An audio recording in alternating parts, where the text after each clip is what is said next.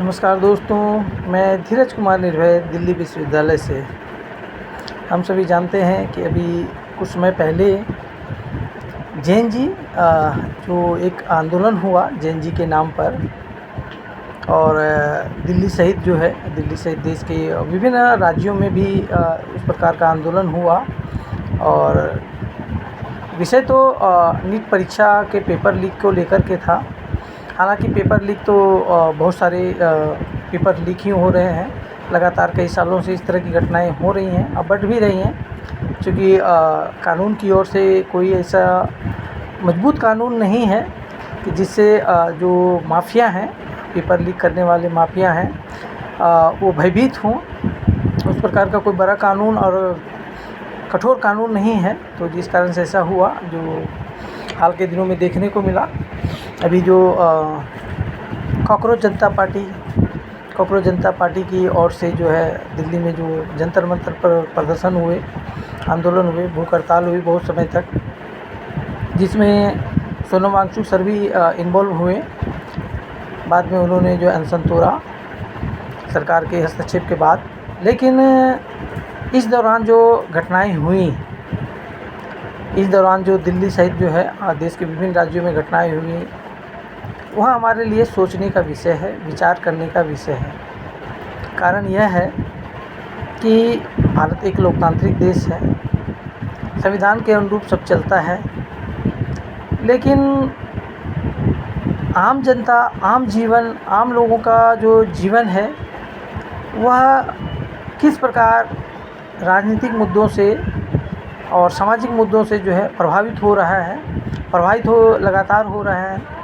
सरकार की बहुत सारी ऐसी पॉलिसियाँ रहीं जिससे समाज में जो है एक प्रकार का विरोध जो है बढ़ता जा रहा है।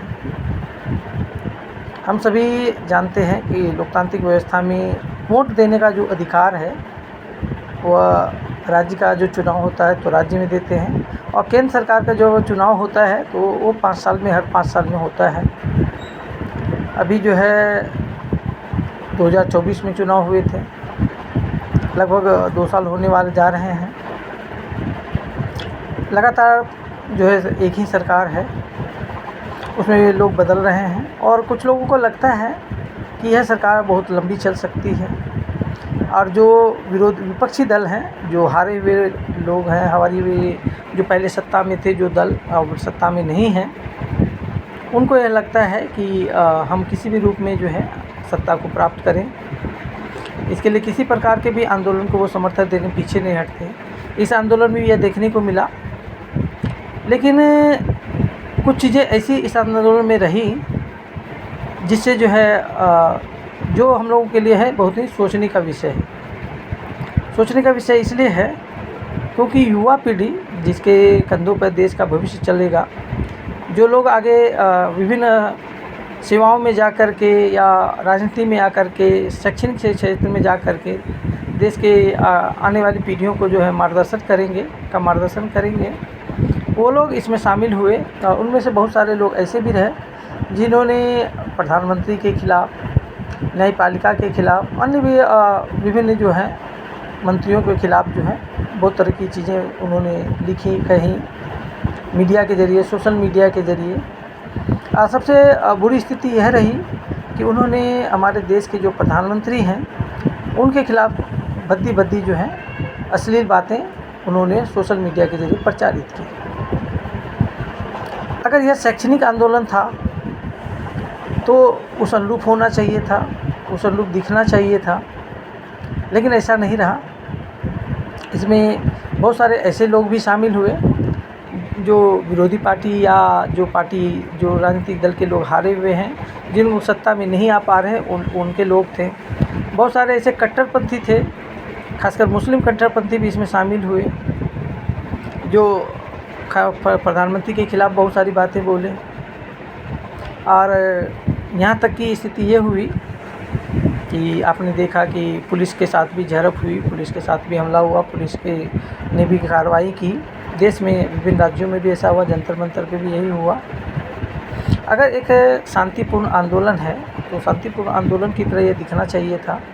लेकिन जिस प्रकार सत्ता पक्ष के खिलाफ़ जो है और ख़ासकर मोदी जी के खिलाफ़ जो बातें इन लोगों ने सोशल मीडिया के ज़रिए रखी, सोशल मंचों पे रखी, तो वह बहुत दुर्भाग्यपूर्ण था।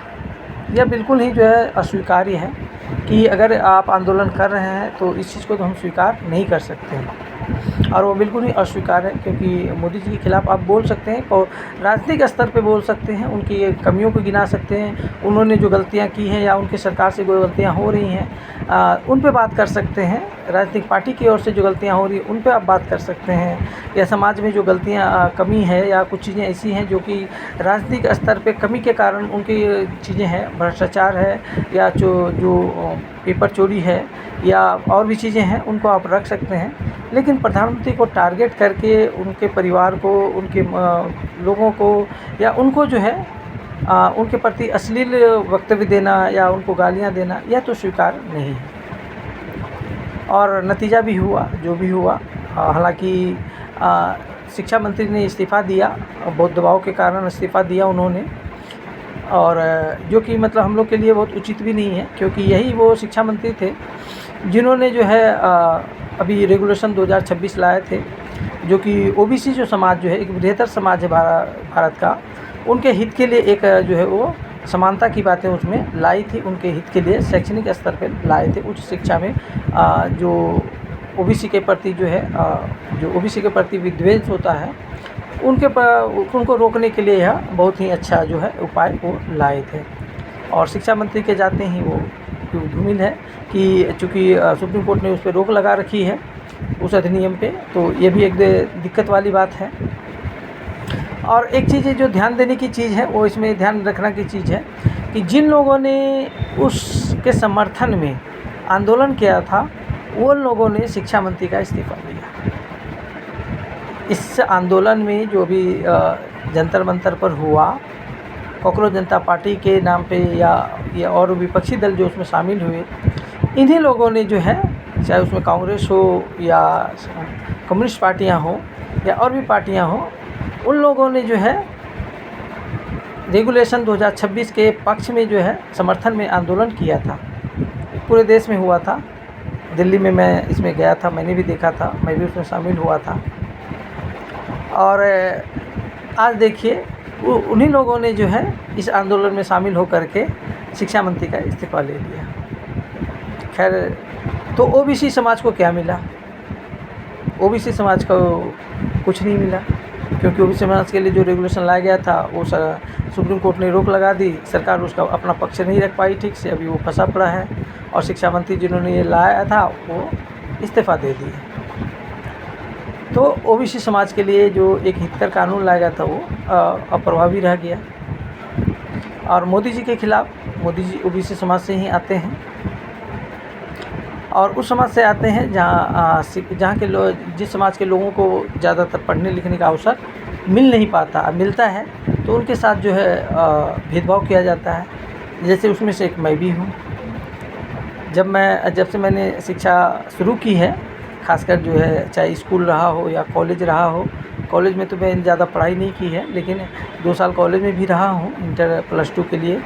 उसके बाद BHU भी आया पढ़ाई की, उसके बाद दिल्ली यूनिवर्सिटी में भी पढ़ा। तो ये चीज़ें हमें भी झेलने को मिल रही हैं। जो शिक्षा का जातिगत जो विद्वेष है लोगों का, वो हमने भी झेला है, हम अभी भी झेल रहे हैं। मामला हाई कोर्ट में चल रहा है, दिल्ली हाई कोर्ट में। ये चीज़ें रही हैं, ये चीज़ें हैं। शिक्षा में भ्रष्टाचार है, शिक्षा ही नहीं, जितने भी तंत्र हैं, प्रशासनिक तंत्र हो या शैक्षिक हो या अन्य भी हैं, तो सब में भ्रष्टाचार भरा हुआ है। इसमें कोई दो राय नहीं है। मेरे इसमें जो है, मैं स्पष्ट इसमें मानता हूँ कि भ्रष्टाचार हर जगह है। चाहे पुलिस ले लीजिए या किसी भी व्यवस्था को ले लीजिए, उसमें भ्रष्टाचार भरा हुआ है। सरकार कोशिश करे या ना करे, लेकिन सरकार माने या ना माने, भ्रष्टाचार व्याप्त है, हर जगह है, राज्य स्तर में भी है और केंद्र स्तर में भी है। क्योंकि कोई भी संस्था जिस चीज़ काम के लिए बनी है, अगर उस चीज़ को पूरी नहीं करती है, तो इसका मतलब साफ है कि पूरी व्यवस्था ही जो है डामाडोल है। भ्रष्टाचार इस स्तर तक चला गया है कि चूँकि वोट तो लोग मोदी जी को देकर ही देते हैं, तो मंत्री को भी बहुत ज़्यादा ये नहीं कर सकते और जो उनके अंतर्गत मंत्रालय है उसमें उसको भी नहीं कर सकते, क्योंकि भ्रष्टाचार पता है कि हर जगह है। तो यह चीज़ जो है देश को बहुत गर्त में लेके जा रही है। आज की युवा पीढ़ी उतनी समझदार भी बहुत नहीं है, बहुत लोग समझदार हैं तो वो अपने ढंग से काम करते हैं, जो समझदारी जिनमें नहीं है तो वो उग्र आंदोलन करते हैं। उग्र आंदोलन का नतीजा ये है कि वो यह नहीं देखते हम कह किसको रहे हैं और क्या कहना चाहिए, अपनी बात को कैसे रखना चाहिए। और जिस कारण से जो है अभी मामले चल रहे हैं, पुलिस का मामला चल रहा है, पुलिस ने जो कार्रवाई की है या और ऐसे लोग जो जिन्होंने प्रधानमंत्री तक को जो है नहीं बख्शा, उनके खिलाफ़ अश्लील बातें कही, यहाँ तक कि लड़कियों ने कही, युवा लड़कियों ने इस तरह की बातें की जिनको ये समझ ही नहीं है कि हम कह किसको रहे हैं और क्या कह रहे हैं। प्रधानमंत्री का चुनाव जो है एक प्रकार से जो है जनता ही करती है, क्योंकि अगर नाम पहले घोषित है तो क्योंकि मोदी जी लगातार तीसरी बार प्रधानमंत्री बने, तो इसका सीधा कनेक्शन है कि प्रधानमंत्री अपनी बातों से, अपने विचारों से लोगों का वोट ले रहे हैं। क्योंकि उनके मंत्रियों में या उनके जो अन्य जो सांसद होते हैं उनमें वो क्षमता नहीं है कि वो अपने नाम पर वोट जनता से ले लें, लेकिन मोदी जी के नाम पर मोदी जी अपने विचारों से जो लोगों को से वोट ले रहे हैं। अभी बंगाल में हमने को देखने को मिला, असम में देखने को मिल रहा है, अन्य भी कई राज्य हैं जहाँ ये देखने को मिल रहा है।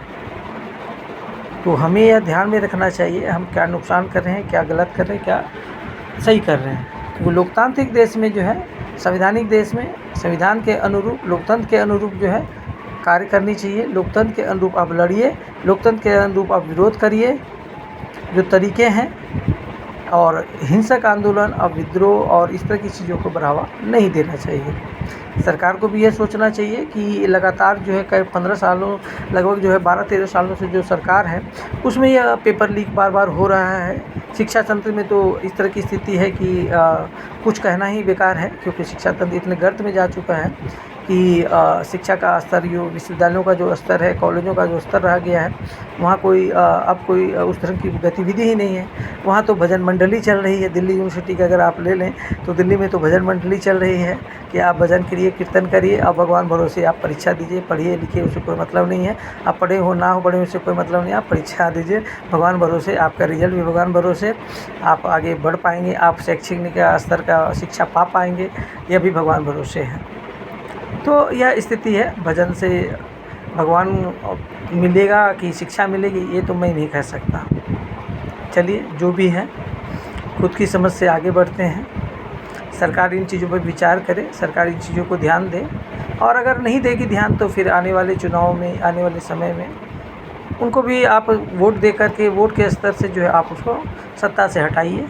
सत्ता से हटा सकते हैं, यही एक रास्ता हो सकता है, और कोई रास्ता है नहीं।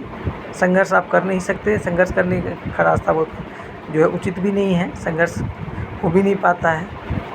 तो ये चीज़ें हैं, आप देखें, हम भी देखें। युवा देश है, युवा पीढ़ी है, युवा लोग हैं। अपने देश को किस दिशा में ले जाना है, अपने देश को किस दिशा में आगे बढ़ाना है, इस पर हम लोग विचार करें और सोचें और कार्रवाई करें, काम करें, और देखते हैं आगे क्या हो सकता है, क्या देश के लिए भला हो सकता है, देश के लिए अच्छा हो सकता है। अगर सरकार तक ये बातें जाती हैं, सरकार ये अगर सोच सकती है तो वो कुछ करे, नहीं करेगी तो आने वाले समय में देश की जो स्थिति है वह भी हम सभी देख ही रहे हैं। जो पड़ोसी देशों में क्या क्या हो रहा है, अपने देश में भी क्या हो सकता है, अपने देश में भी क्या स्थिति है। तो देखते हैं आगे क्या हो सकता है। और सकारात्मक दृष्टि है, सकारात्मक विचार है, तो सकारात्मकता हर जगह होती है। शैक्षिक तंत्र में जो भ्रष्टाचार है या अन्य चीज़ों में जो भ्रष्टाचार है, उस पर अगर सरकार लगाम नहीं लगाएगी तो सरकार इस चीज़ों को भुगतेगी। आने वाले समय में विभिन्न राज्यों में भी चुनाव होने वाले हैं, और फिर केंद्र का भी चुनाव कुछ समय बाद होगा ही होगा। तो उस चीज़ों के लिए और है, और अपनी ताकत, अपनी ऊर्जा गलत चीज़ों में ना लगाएं, सही चीज़ों में लगाएं, सकारात्मक चीज़ों में लगाएं। आप सरकार का विरोध करें, सही तरीके से करें, और हिंसक या अन्य चीज़ों का अश्लीलता के रूप में आप प्रदर्शित ना करें, क्योंकि ये चीज़ें आपके लिए और आपके भविष्य के लिए, आपके जीवन के लिए उचित भी नहीं है। हम विरोध करें, सरकार का बहुत विरोध करें, लेकिन एक स्तर के करें, जिस स्तर के आप हो उस स्तर से करें। शिक्षित हैं तो शैक्षिक स्तर से करें, वैचारिक है तो विचार के स्तर से करें, लेकिन कर सकते हैं। अगर जो गलत है तो समाज में उसका विरोध करें। धन्यवाद। धीरज कुमार निर्भय, दिल्ली विश्वविद्यालय से।